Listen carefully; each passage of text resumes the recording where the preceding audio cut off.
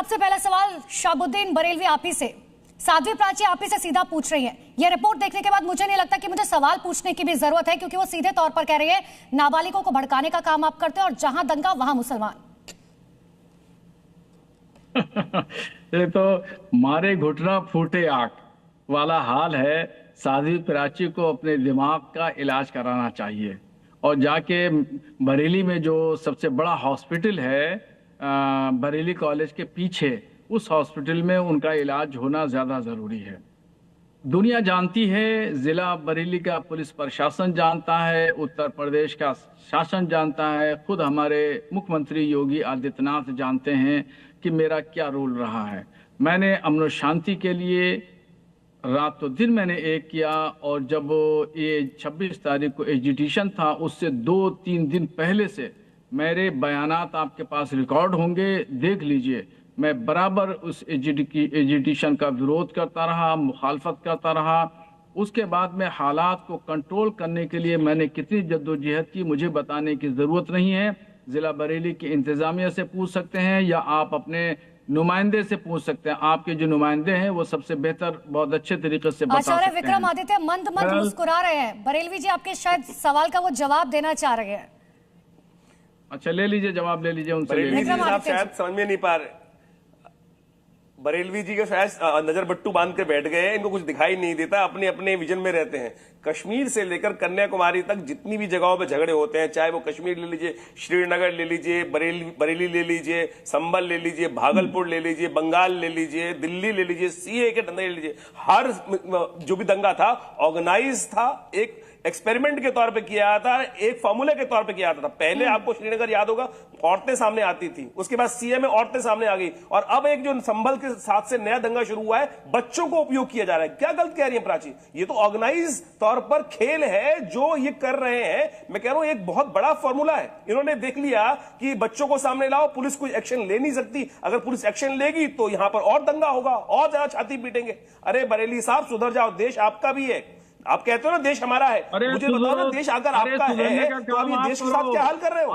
अरे भैया, गुड़गांव से लेकर हर जगह आपको लड़ाई दिखाई देती है। अरे क्यों लड़ना चाहते हो मुझे बताओ ना। भारत में ही नहीं, अरे भाई भारत में ही नहीं, Syria, Yugoslavia, Iran, Iraq, Afghanistan, America, Europe, हर जगह मुसलमान दंगे पे उतारू हैं, और मुसलमान जो दंगे पे उतारू आप जैसे आचार्य विक्रमादित्य मैं लौट रहा आपके पास, लेकिन देखिए क्योंकि ये बहुत एक सेंसिटिव मुद्दा है तो इसीलिए आंकड़ों के साथ बात करनी चाहिए। नूर अहमद अजहरी, मैं आपके पास लौट रही हूँ। संभल दंगे में जो न्यायिक आयोग की तरफ से रिपोर्ट सौंपी गई थी सीएम योगी आदित्यनाथ को, उसका मैं जिक्र करती हूँ। उसमें बड़ा क्लियर लिखा गया है कि 1936 से 2019 तक 15 दंगे हुए, जिनमें 213 मौतें हुई, और इनमें 209 मौतें जो है सिर्फ हिंदुओं की हुई थी। 1978 के बाद से, होली के बाद से 184 हिंदुओं का नरसंहार हुआ। तो ये क्यों ना मान लिया जाए कि हर जगह हिंदुओं की हत्या की जा रही है और उसमें मुसलमानों का नाम शामिल है, जो साध्वी प्राची कह रही है।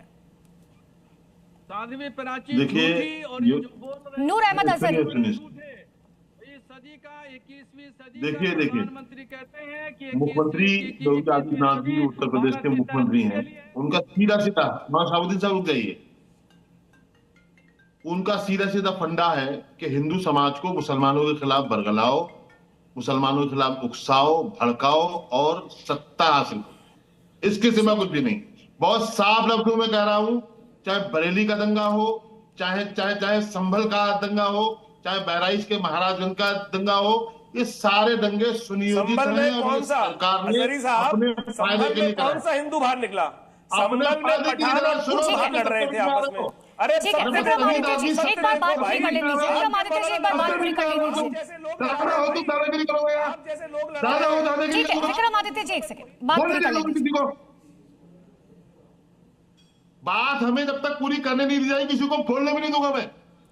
ठीक है, बात ये है, माननीय योगी आप लोग बातें तो नूर अहमद अजहरी जी, देखिए ये ना इतना मुद्दा सेंसिटिव है ना मुसलमानों और हिंदुओं का, जिस पर जब आप लोग कह रहे हैं बात करें तो थोड़ा सा ध्यानपूर्वक बात कीजिए। राकेश उपाध्याय जी, देखिए मुसलमानों की जब भी बात होती है ना हमारे देश में, तो हमेशा इसका पॉलिटिकल एंगल भी देखा जाता है, क्योंकि इस बात को दरकिनार नहीं किया जा सकता कि मुसलमान हमारे देश में एक बहुत बड़ा वोट बैंक है, जिसे हर राजनीतिक पार्टी अपने अपने तरीके से इस्तेमाल करती है।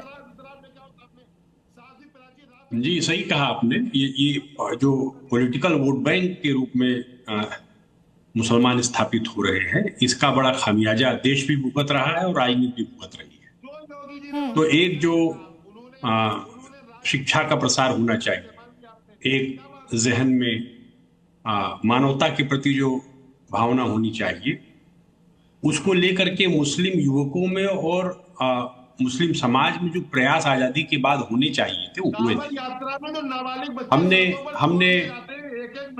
हमने जो है एक तरह से उनको हमारे मौलानाओं के भरोसे छोड़ दिया। उसी का दुष्परिणाम है कि हर चीज में, खासतौर पर जो असामाजिक चीजें हैं उनमें इन्वॉल्वमेंट यूथ का और बच्चों का बढ़ जाता है। नॉर्मली देखा जाता है जो गांव में या शहरों में हिंदू है तो राकेश जी, और सबसे बड़ी बात यही है कि देखिए आपने इस बात को बयां कर रहे हैं कि जिस तरीके से दंगे होते हैं उसमें कहीं ना कहीं सबसे ज्यादा नाम जो सामने आ रखा है वो मुस्लिम वर्ग का ही है और हिंदुओं को टारगेट किया जा रहा है। आप सभी का बहुत बहुत शुक्रिया मेरे साथ जुड़ने के लिए।